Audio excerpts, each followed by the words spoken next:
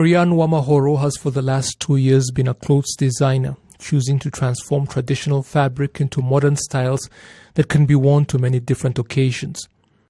When I started, my styles were not readily accepted because people thought this type of fabric can only be used for more traditional attire. They didn't believe it could be used for things like parties.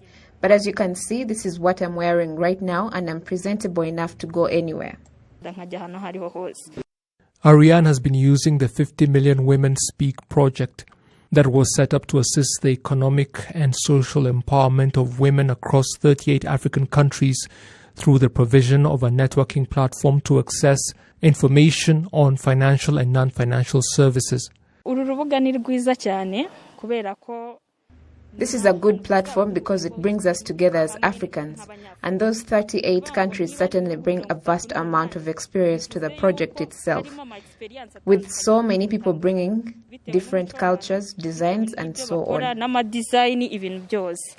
Officially launched at the continental level in November last year at a ceremony that took place here in Rwanda, the project has now been adopted by Burundi, Tanzania, and Rwanda in this region, and the EAC Deputy Secretary General points out that even men can use it.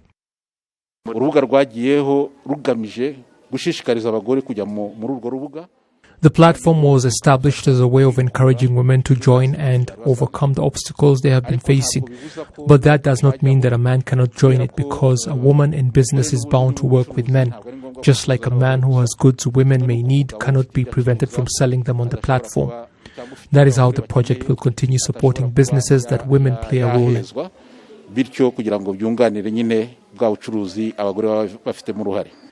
The project was officially launched in Rwanda on Thursday, which coincided with the International Day of Rural Women, and Rwandan officials have noted that much has been done to help women in rural areas to develop.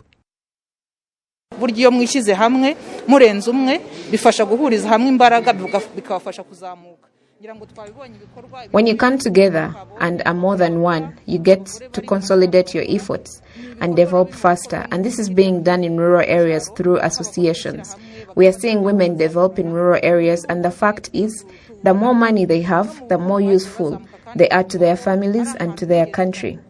Rwanda's government is also looking to address the technological limitations that may prevent women in rural areas from effectively using the platform. The internet is not found in all areas, and even if it were, not everyone can afford it, which is why we are working with the ESC to ensure that even women with simple mobile phones can access it through things like SMS. I believe you heard that efforts to that end will be made, and we intend to succeed in that soon so that no woman is left behind when it comes to this opportunity. The theme of this year's International Day of Rural Women is Building Rural Women's Resilience in the Wake of COVID-19.